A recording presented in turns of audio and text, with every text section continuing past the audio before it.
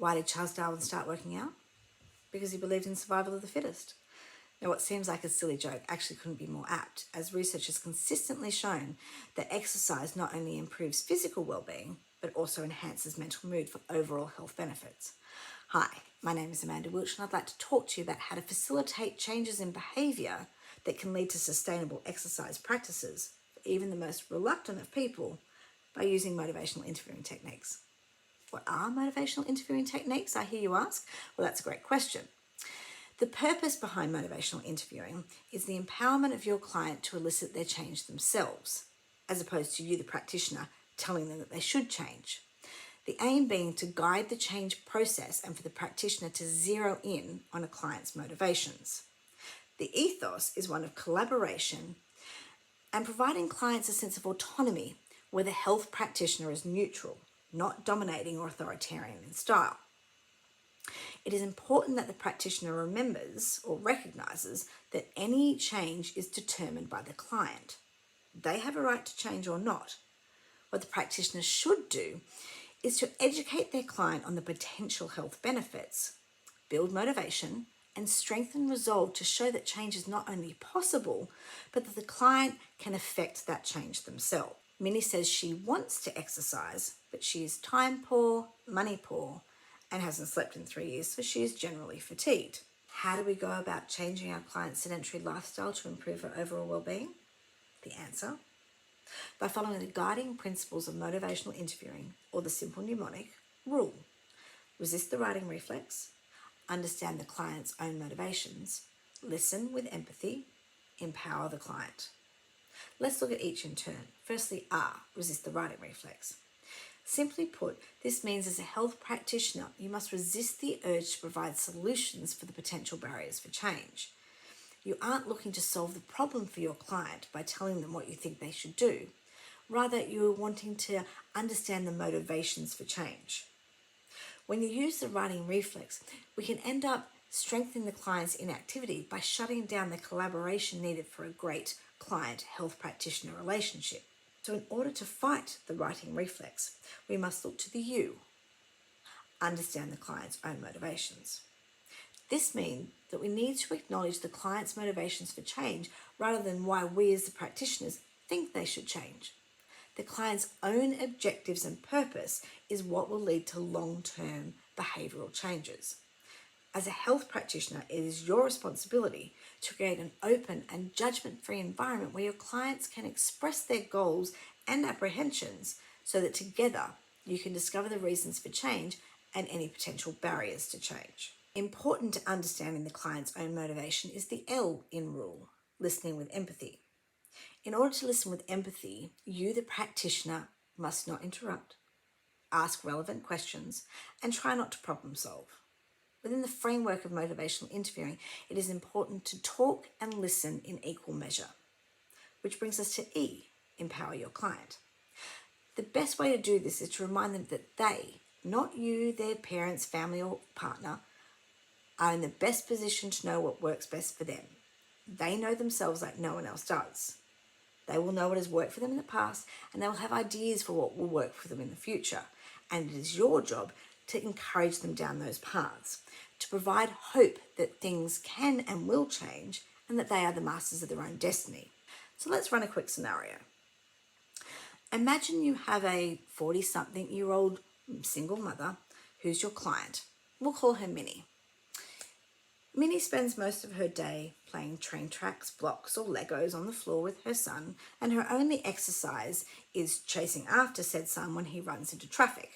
So now that we understand a little bit more about motivational interviewing and rule, how can we use it to help our sedentary single mum to engage in long-term exercise for overall well-being? Firstly, we resist the writing reflex by not jumping in with something like, well, you could just get up earlier because the exercise would make you less fatigued anyway.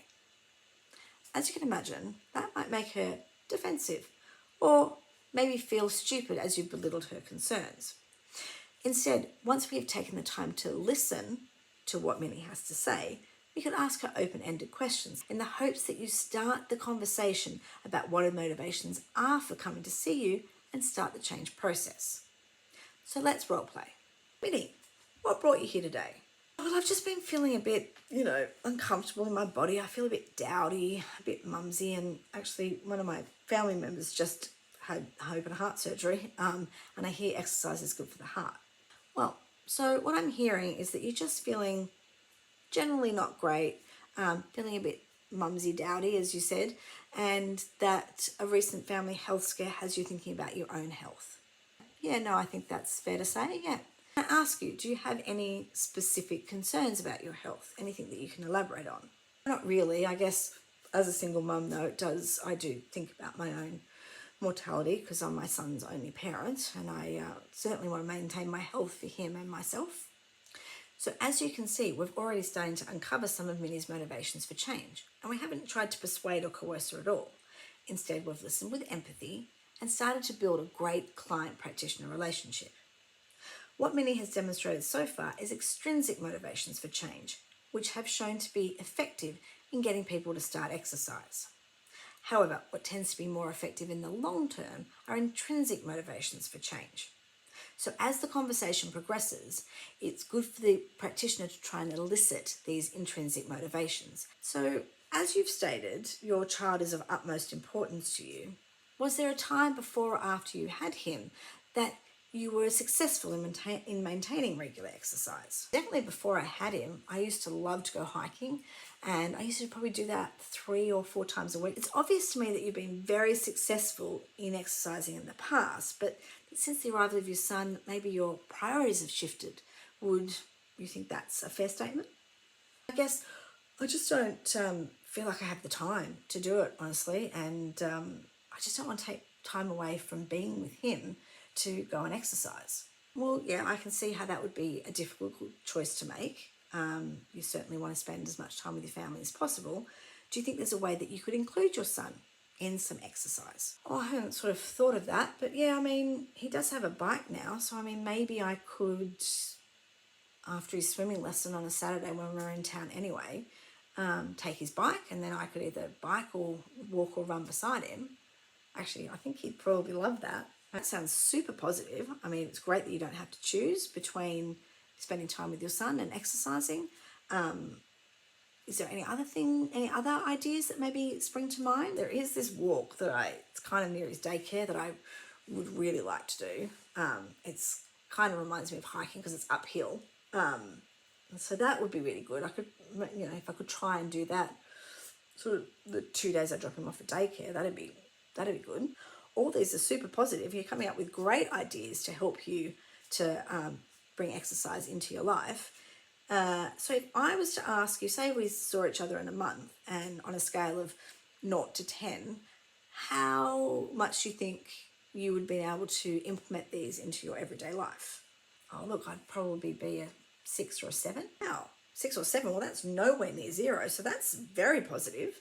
May I ask why you haven't put yourself at a 9 or a 10? I need to be organised, really. I mean, we live out of town, so I have to make sure that I can get there on time to still get him to daycare and obviously get my work done. And then, yeah, I think just sort of making sure I maybe have the bike in the car and all that. And then also there's the whole added thing of if he gets sick or if there's bad weather. Well, yeah, I can see why you've put yourself at a 6 or 7. I definitely think being organised is one way to make sure that these things happen. But what I do want to say to you too is that you've got to remember that life does happen. So if he does get sick or if there is bad weather, that doesn't mean that we can have to worry about starting all over again. We just keep going. We go back to the plan. But you know what? After listening to you, I think with your motivations to stay healthy for your son and the fact that you really enjoy hiking and being outdoors, I can certainly see that you are going to make exercise a part of your future and that you're going to be really successful in this. As you can see here with our example of Minnie, eliciting change can be accomplished by following the rule and adhering to the spirit of motivational interviewing.